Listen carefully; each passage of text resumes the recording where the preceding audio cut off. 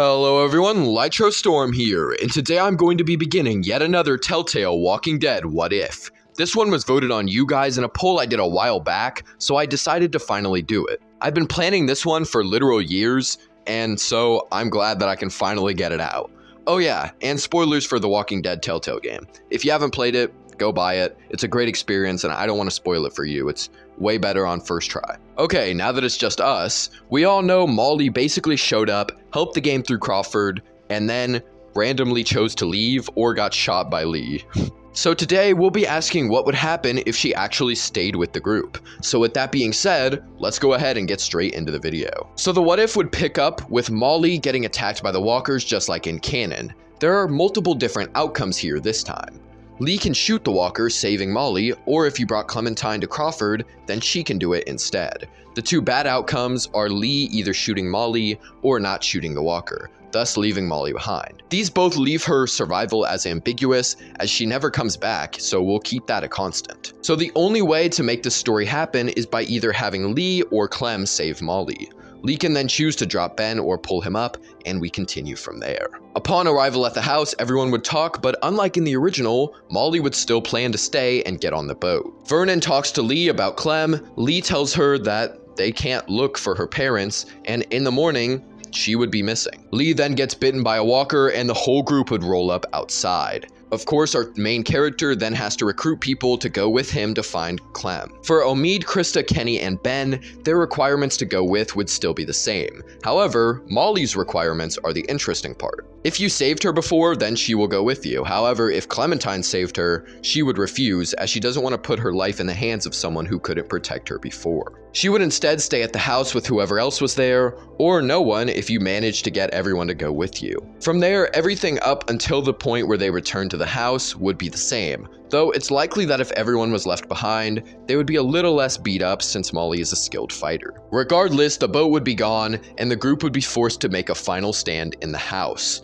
Molly would be the first to suggest the attic, considering she didn't even have a gun, so she would be the first one looking for a way out. This would lead to all of them surviving and making it into the attic. Everything would go the same, with Molly likely helping break down the wall once Kenny and Lee are done arguing. The group jumps to the other building, and the balcony would fall under Molly. Thankfully, she's a little lighter than Ben, so she manages to jump across and use Hilda to pull herself up. If you have Ben with you, there will be no option but to try and climb down and go through the alley. He ends up accidentally injuring himself on the spike, not seeing it, so Lee and Kenny go to help him. Once they find the severity of the wound and that walkers are approaching, Kenny stays behind to put Ben out of his misery. If you didn't have Ben though, then he would sacrifice himself to pull Krista back up. Basically, that just stays the same as in the original game. So now Kenny is gone either way, and so is Ben if you had him. Molly would also help Krista, considering she has Hilda to help reach. But in the end, the group would be separated from Lee, and he would make Molly, Krista, and Omid promise to keep Clementine safe. They do so with Molly actually taking her first real objective besides her own survival. She swears to Lee, and he would later meet the same fate as in canon, with Clementine escaping and eventually meeting up with the remaining group. So we now cut up to season 3, where Molly would be with Omid, Krista, and Clementine.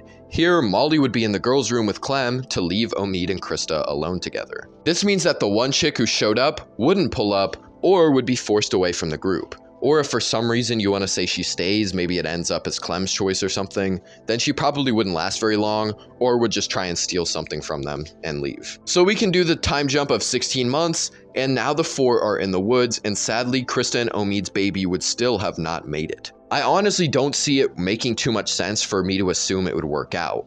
I had it be born in What If Javier was in season 1, check that out by the way, but there, Kenny and Katja were also there to help out. And those two are literal parents who had already gone through this once, so I don't see it making it this time. The group would still be mourning that loss, especially Krista.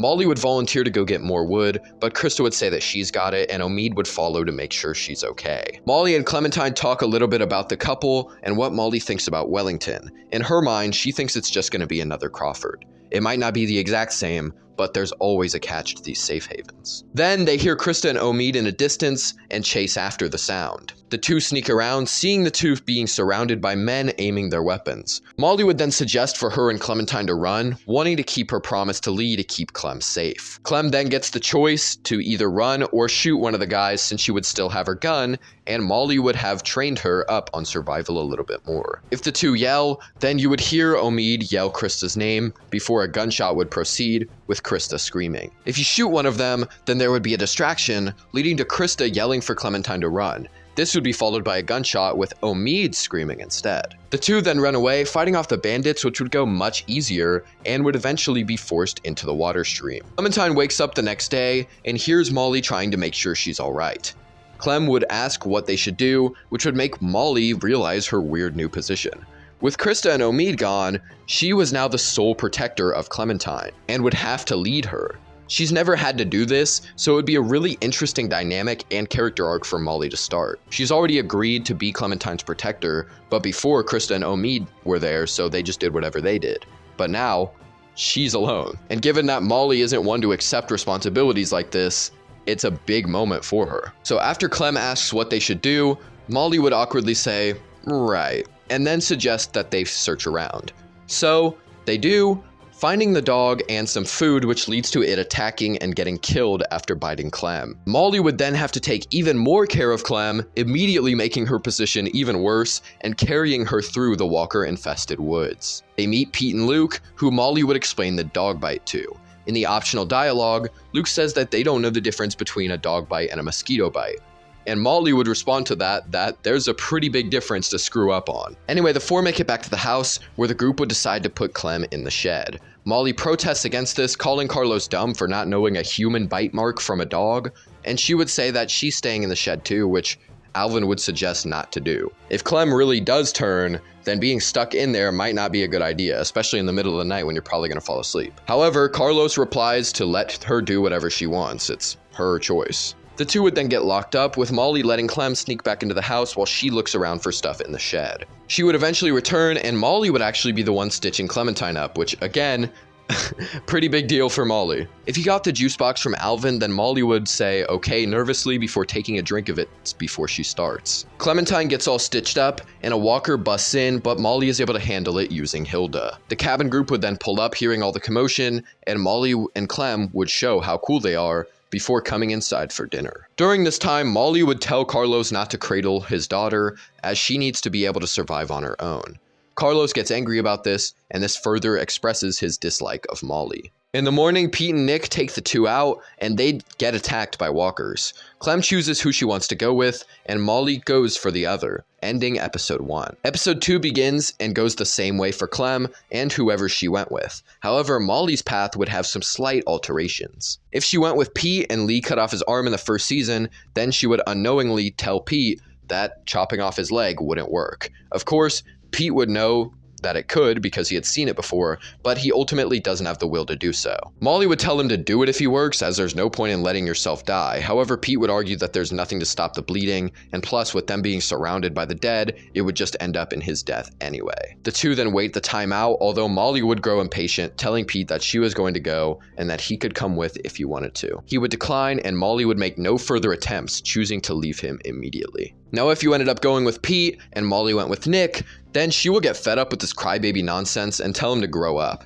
He responds by saying that he had to kill his mom, and this would put things into perspective for Molly. However, she does still tell him that now he has to go on and survive, but he would stay and sulk, so she leaves him behind as well. Clementine would then return to the house around the time that Molly was about to leave to search for her. The group decides to go after Luke and Alvin, who went looking for Pete and Nick. While they wait, Molly would make Clementine train Sarah in how to use a gun. You can either be against this, not wanting to get in worse with Carlos, or you can agree and do so. Either way, Molly will force you to do it, and you'll show her how to aim and hold it properly. She'd do it herself, but Clementine is Sarah's new friend, so it'd be better coming from her. Clem would then suggest going outside to shoot something, but Molly replies that if the group comes back, they'll get busted pretty easily. However, that's when a knock is heard at the door, and Molly would sneak up to it. The man would then open it himself, and Molly would stand with Hilda aimed. The man who had knocked would be trying to see if he could come inside the house, but Molly isn't gonna let him. She tells him to leave right now or he'd regret it,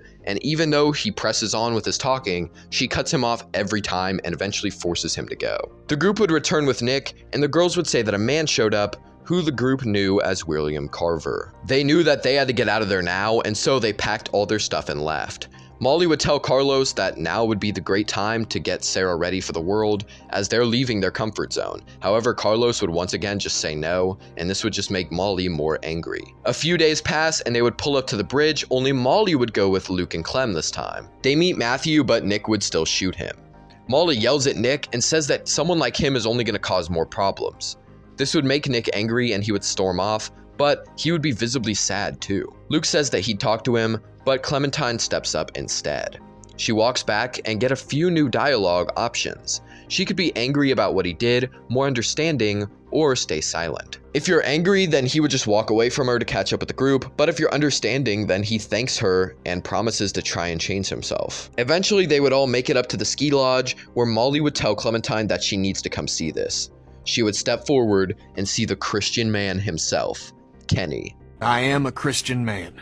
And that's where we're gonna end part 1 of What If Molly Stayed with the Group. We haven't had too many changes just yet, but I think there has been some cool character development for Molly. And if you guys agree, let me know. And if you want the series to continue, all you gotta do is like the video.